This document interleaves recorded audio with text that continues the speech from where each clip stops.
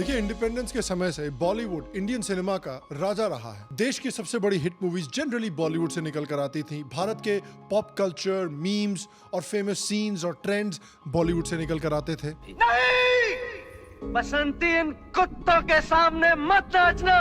आज मेरे पास बिल्डिंगें हैं, प्रॉपर्टी है, बैंक बैलेंस है, बंगला है, गाड़ी है। क्या है तुम्हारे पास?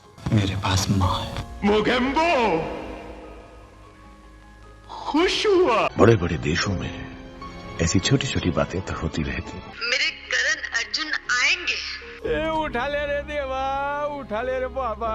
बॉलीवुड स्टार्स को अल्टीमेट रोल मॉडल्स माना जाता था, पर देखिए कि आज उसी बॉलीवुड की हालत थोड़ी खस्ता है। 2022 में 44 big budget Bollywood movies release हुई थी, जिसमें से अराउंड 40 फ्लॉप हुए। आमिर खान की लाल सिंह चड्ढा 180 करोड़ बजट, 60 करोड़ कमाए। टाइगर श्रॉफ की गणपत 180 करोड़ बजट, 13 करोड़ कमाए। 13 करोड़ का तो यार ये आदमी सिर्फ प्रोटीन पी जाता है। अक्षय कुमार की 100 करोड़ की सेल्फी 24 करोड़ कमाए। कंगना रनावत की 80 करोड़ का धाकड़ 2.5 करोड़ कमाए। इनफैक्ट हालत इतनी खराब है कि 33 करोड़ की एक बॉलीवुड फिल्म बनी थी जिसने सिर्फ 10,000 रुपए कमाए बॉक्स ऑफिस पर। इतने से तो यार हॉल के इलेक्ट्रिसिटी का बिल नहीं निकलेगा। और जिस समय बॉलीवुड की हालत ढीली चल रही है, उसी समय साउथ की खासकर तेलुगु और Kannada language movies language barrier को पार करके एक मेन स्ट्रीम ऑडियंस को अपील कर रहे हैं। चाहे RRR हो जिसने 1200 करोड़ का बिजनेस किया, बाहुबली 1800 करोड़ का बिजनेस, KGF 1200 करोड़ का बिजनेस, कांतारा 16 करोड़ के बजट पे 450 करोड़ का बिजनेस, पुष्पा 400 करोड़ का बिजनेस और हाल की कल की जिसने 1000 करोड़ का बिजनेस पार किया है। तो ऐसा क्या हुआ कि लोगों ने बॉलीवुड मूवीज को देखना कम किया और उसकी जगह साउथ की मूवीज को ज्यादा प्रेफरेंस दे रहे हैं? देखिए, इसके कई रीजंस हैं। बॉलीवुड कई सालों से इंडिया और उनके कल्चर को एक नेगेटिव लाइट में दिखाता आ रहा है। Indian dirt only Indian hand can clean. White hand get black, sir. सारे गांव का माल मेरी इस तिजोरी में भर दे माता। मत भरना माँ। जो आ गया महाराज। तो जा अपने स्वामी के स्वागत की तैयारी कर। हरिओम। हाँ, हरिओम। बल्कि साउथ, खासकर तेलुगु और कन्नड़ा की जो सुपर हिट मूवीज हैं, वो जनरली प्रो इंडिया होती हैं और ऑडियंस को एंटरटेन करने पर ध्यान देती हैं। और भी बहुत सारे रीजंस हैं, और आइए इन सारे रीजंस के बारे में बात करते हैं और देखते हैं कि शायद बॉलीवुड तेलुगु और कन्नड़ा मूवीज से कुछ लेसन्स सीख सकता है या नहीं। हेलो, शाम शर्मा शो के इस एपिसोड में आपका बहुत बहुत स्वागत है। मैं हूं आपका टेम्पररी लूल्हा सेक्युलरिज्म का CEO शाम शर्मा, और आप सबको एक सेकंड। तो देखिए, एक समय था जब बॉलीवुड की मूवीज इंडियन सिनेमा पर राज करती थी, लेकिन पिछले कुछ सालों से बॉलीवुड की बॉक्स ऑफिस की हालात थोड़े डगमगा गए हैं। इतनी बुरी कि अल जजीरा जैसी ऑर्गेनाइजेशंस भी बॉलीवुड की हालत पर सवाल उठा रहे हैं। लोगों का मानना है कि बॉलीवुड इतने समय से सक्सेसफुल था और एक तरह से इंडिया की जो मेन स्ट्रीम ऑडियंस है या इंडिया की जो सबसे बड़ी ऑडियंस है, उस पर उनका कब्जा था कि वो एक लेवल पर एरोगेंट हो गए थे। आप हाल में ही बॉलीवुड के कुछ स्टार्स के कॉमेंट से भी ऐसा देख सकते हैं, चाहे आलिया भट्ट हो। I can't keep defending myself verbally. Yeah. I'll do it through my work. And if you don't like me, don't watch me. Like, I can't help it. Kareena Kapoor हो। आप जा रहे हो ना फिल्म देखने, तो मत जाओ। अर्जुन कपूर तो जनता से ही नाराज है कि हमने साइलेंस रखा था, वो हमारी शराफत थी और उसका एक एडवांटेज लेगा कि हमारी कमजोरी थी। अनुराग कश्यप तो जनता को उनकी फिल्में बॉयकॉट करने को कह रहे हैं। मैं बॉयकॉट करो यार, मैं कोई बॉयकॉट करो मैं। और जनता ने कहा तो जिस ऑडियंस को बॉलीवुड फॉर ग्रांटेड ले रही थी, जिसकी तरफ वो एरोगेंस दिखा रही थी, उस ऑडियंस को पिछले 4-5 सालों में तेलुगु और कन्नड़ा मूवीज नर्चर कर रही हैं। देखिए, खासकर पैंडेमिक के बाद से इंडिया में कुछ ऐसी साउथ इंडियन फिल्म्स रिलीज हुई हैं जिन्होंने सिर्फ अपने स्टेट्स में ही नहीं बल्कि पूरे इंडिया में एक क्रेज क्रिएट किया है। चाहे वो नॉर्थ इंडिया हो, सेंट्रल इंडिया हो, वेस्ट इंडिया हो, साउथ इंडिया हो। आपको मैंने दिखाया था कि एक समय पर pop culture, memes, trends Bollywood फिल्मों से आते थे, लेकिन पिछले कुछ सालों में पॉप कल्चर्स, मीम्स और ट्रेंड्स इन सदर्न मूवीज से आ रहे हैं। चाहे वो RRR का नाटू नाटू गाना हो, या फिर पुष्पा फिल्म का मैं नहीं झुकेगा साला हो, या फिर श्रीवल्ली का डांस हो, जिनको तो इंटरनेशनल क्रिकेटर्स भी कॉपी कर रहे हैं। पुष्पराज, पिछले सालों में ये मूवीज इतनी सक्सेसफुल हुई हैं कि इन्होंने बिग बजट बॉलीवुड मूवीज को भी पछाड़ दिया है। CII south media and entertainment की एक रिपोर्ट के मुताबिक पिछले 3 सालों से all India box office collection का 62% साउथ इंडियन फिल्मों से आया है। साल 2022 के अगर बॉलीवुड और साउथ की इंडस्ट्री का कलेक्शन देखा जाए तो ब्रह्मास्त्र ने 250 करोड़ कमाए थे, कश्मीर फाइल्स ने नियरली 400 करोड़ कमाए थे, भूल भुलैया 2 ने अराउंड 200 करोड़ कमाए थे। लेकिन इसी साल में साउथ इंडस्ट्री की ब्लॉकबस्टर मूवीज को देखिए, RRR ने 1200 करोड़ का बिजनेस किया, KGF ने ऑलमोस्ट 1200 करोड़ का बिजनेस किया। पोन्नियिन सेल्वन ने 500 करोड़ का बिजनेस किया। 2023 में फिर बॉलीवुड ने थोड़ा सा एक कमबैक किया था, जिसमें पठान मूवी ने 1000 करोड़ का बिजनेस किया था, एनिमल मूवी ने 900 करोड़ का बिजनेस किया था और गदर 2 ने अराउंड 700 करोड़ का बिजनेस किया था। लेकिन उसमें भी गदर 2 एक प्रो नेशनलिस्ट फिल्म थी। एनिमल फिल्म को एक साउथ इंडियन डायरेक्टर को इंपोर्ट करके बनवाया था। फिर अगर इस साल को भी देखें तो बॉलीवुड की फाइटर ने अराउंड 350 करोड़ कमाए, स्त्री 2 अच्छा परफॉर्म कर रही है, अराउंड 350 करोड़ कमाए हैं उन्होंने। लेकिन इन दोनों मूवीज के अलावा कोई खास बहुत बड़ी बिग बजट मूवी सक्सेसफुल नहीं हुई है। साउथ की फिल्मों को देखें तो कल की 2898 AD ने ऑलरेडी 1000 करोड़ का बिजनेस कर लिया है। लोगों का मानना है कि साउथ की इस तरह की मूवीज परफॉर्म इसलिए कर रही हैं क्योंकि वो ऑडियंस को एंटरटेन करना चाहती हैं, प्रो इंडियन कल्चर है और प्रो इंडिया है। चाहे कांतारा फिल्म हो, चाहे कल की 2898 हो जिसमें हिंदू इतिहास को बहुत इंटरेस्टिंग तरीके से स्टोरी में डाला गया है, चाहे RRR हो जिसमें भगवान राम की इमेजरी को बहुत एपिक तरीके से यूज किया गया है। अगर इन साउथ की मूवीज को आप देखें भी तो वो कुछ ओरिजिनल चीजें ट्राई कर रहे हैं, ओरिजिनल स्टोरीज डेवलप कर रहे हैं। चाहे बाहुबली हो, RRR हो, कांतारा हो, KGF हो, कल्कि हो,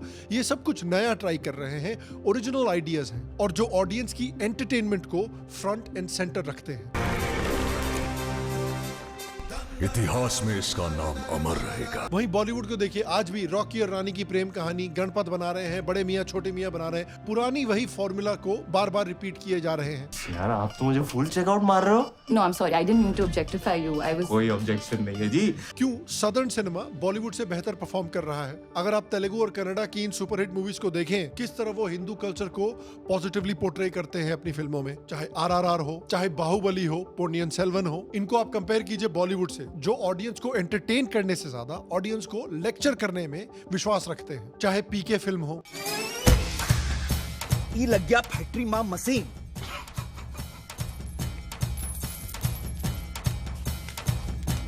ये हो गया थोड़ी सा इन्वेस्टमेंट,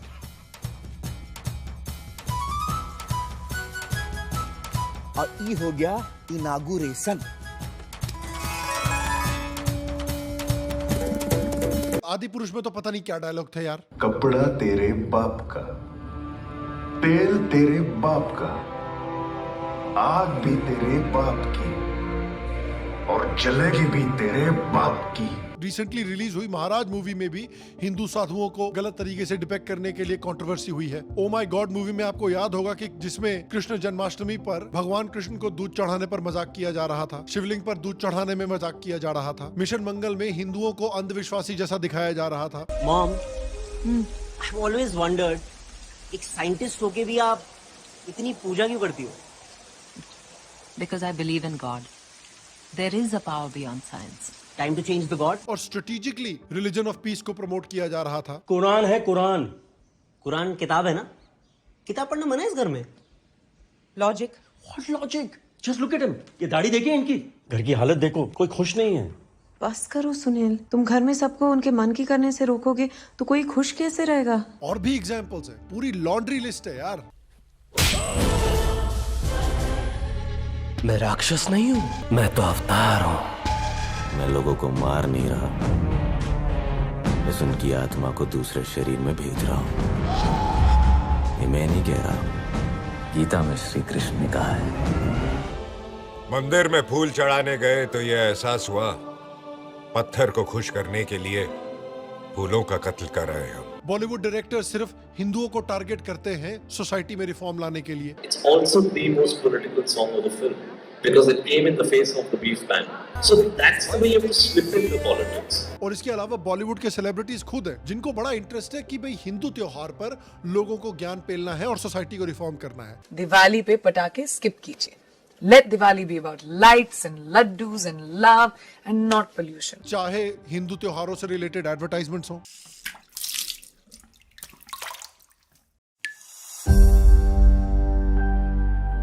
अनुष्का शर्मा की लास्ट मूवी कौन सी हिट हुई थी ये तो मुझे याद नहीं, लेकिन इनके फेस्टिवल पर जो मैसेज आते हैं वो तो सबको याद है। Unfortunately, animals don't have a voice, so they cannot communicate for themselves. Diwali is a very, very, very difficult time for them. लेकिन ईद आते ही अनुष्का जी का सारा जानवर प्रेम गायब हो जाता है। करवा चौथ के दिन इनके विचार देख लीजिए।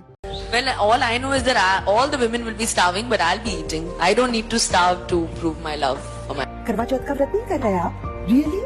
in the 21st century? लेकिन रमजान पर किस तरह से औरतों को मस्जिदों में अलाउ नहीं किया जाता है, इस पर मैडम कुछ नहीं बोलती। होली के दिन ही सबको सेव वाटर याद आता है। Save water and play Holi with whatever you feel like, but have a happy festive. Sonu Sood साहब जब ईद पर लोगों को विश करते हैं तो कोई ज्ञान नहीं पेलते, लेकिन शिवरात्रि पर जरूर पेलना है। दिवाली आते ही प्रियंका जी को अस्थमा याद आ जाता है। प्लीज मेरी सांस को बेरोक रखिए, दिवाली पे पटाखे स्किप कीजिए। खुराना साहब तो सीजनल हिंदू भी हैं, इतना ज्ञान भी पेलते हैं और राम मंदिर के इनॉग्रेशन में भी पहुंच जाते हैं। पटाखे कम चलाइए, एनिमल्स को काफी खतरा होता है पटाखों से, नॉइज पोल्यूशन होता है और साथ में वैसे पोल्यूशन, एयर पोल्यूशन होता है। अक्षय कुमार जी कहते हैं कि वैष्णो देवी मत जाइए, ये पैसे की बर्बादी है। I used to go to Vaishno Devi every 6 months, and to me to go to Vaishno Devi, I used to spend about 2 lakhs, 3 lakh rupees, and then one day I thought that these 3 lakhs, why don't I give it to someone? That is the day I realized I don't need to go. लेकिन खुद हाजी अली में लाखों रुपए चढ़ा के आते हैं। उसके ऑपोजिट एटलीस्ट इनके पर्सनल बिलीव्स जो भी हों, लेकिन एक पब्लिक इमेज तेलुगु स्टार्स ने, कन्नड़ा स्टार्स ने डेवलप की है, जिसमें कि वो अपने कल्चर को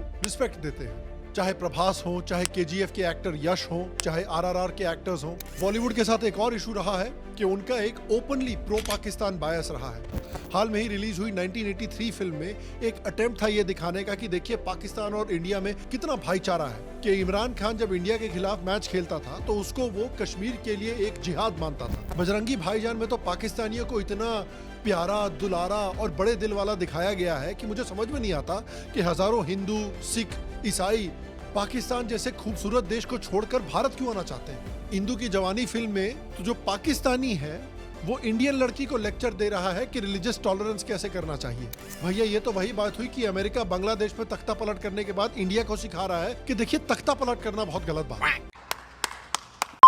एक तरफ बॉलीवुड हैदर जैसी मूवीज बनाकर इंडियन आर्मी और उसके पेट्रियोटिज्म पर उंगली उठाता है। उन्होंने राजी फिल्म बनाई है जिसमें उन्होंने मेन कैरेक्टर का मोटिवेशन पूरी तरह से चेंज कर दिया था, सिर्फ और सिर्फ इंडिया को एक बुरी लाइट में दिखाने के लिए। इनफैक्ट ये चेंज इतना खराब था कि जिस किताब पर यह फिल्म बेस्ड है उस किताब के ऑथर आउटरेज हो गए थे कि भाई मेन कैरेक्टर जो है बहुत प्राउड थी इंडियन आर्मी से और उसने खुशी खुशी देश की सर्विस की थी, लेकिन मूवी में ऐसा नहीं दिखाया गया। मेघना ने जानबूझ के किया क्योंकि लेफ्टिस्ट है, तो इन्होंने क्या किया, इन्होंने तिरंगा को हटा दिया। किसी पूरी फिल्म में आप एक भी तिरंगा नहीं देखेंगे, किताब में है तिरंगा पे तुम जीते हैं। याद कीजिए कि किस तरह से मैं हूं ना फिल्म जो थी उसमें जो मेन विलन था वो एक आर्मी ऑफिसर था और उसको एक हिंदू फंडामेंटलिस्ट की तरह दिखाया गया था जो पाकिस्तान के साथ सिर्फ एक युद्ध करना चाहता था। याद कीजिए किस तरह से एक शौर्य मूवी बनाई गई थी जिसमें उन्होंने इंडियन आर्मी को एक नेगेटिव लाइट में दिखाने की कोशिश की थी, लेकिन वो स्ट्रेटेजी कितनी स्पेक्टेकुलरली बैकफायर की थी और उन्होंने एक ऐसा कैरेक्टर बना दिया जो बेसिकली एक तरह से नेशनल हीरो बन गया है। इस कैरेक्टर के गीगाचैट एडिट भरे पड़े हैं यूट्यूब पर। इसको कंपेयर कीजिए साउथ इंडस्ट्री से, जहां पर इस तरह का ओपनली प्रो पाकिस्तान बायस तो आपको देखने को नहीं मिलेगा। उल्टा RRR जैसी फिल्मों में तो हमारे लेसर नोन फ्रीडम फाइटर्स को ग्लोरीफाई किया गया है। उसके एंड क्रेडिट्स में भी आप देखिए कि हमारे फेमस हिस्टोरिकल फ्रीडम फाइटर्स को हाईलाइट किया गया है, एक बड़े ऑडियंस के सामने डाला गया है। बॉलीवुड के साथ एक और इशू है कि भैया इनको गैंगस्टर्स पर और क्रिमिनल्स पर मूवीज बनाने में बड़ा इंटरेस्ट है। तो बॉलीवुड में एक एरोगेंस के साथ इतनी सारी प्रॉब्लम्स भी हैं, उसके साथ आप देखिए कि ये जो तेलुगु और कन्नड़ा फिल्में हैं, खासकर ये जो सुपरहिट फिल्में आ रही हैं जिसका इतना बड़ा कल्चरल इम्पैक्ट पड़ रहा है मेन स्ट्रीम पर, उसमें इंपॉर्टेंट ये है कि ये मासेस के लिए बनाई गई है, मासेस को टारगेट करके उन्हें एंटरटेन करने के लिए बनाई गई है। तो उनमें से बहुत सारी ऐसी मूवीज हैं जो एक स्पेसिफिक नीश के लिए बनाई गई हैं, खासकर NRI नीश के लिए, क्योंकि वो एक लुक्रेटिव मार्केट बॉलीवुड के लिए माना जाता था।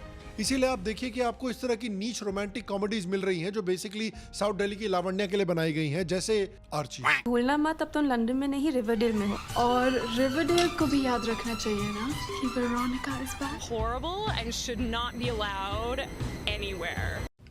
No, God!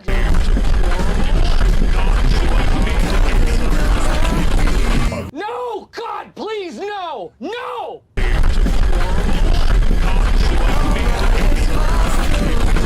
No! No!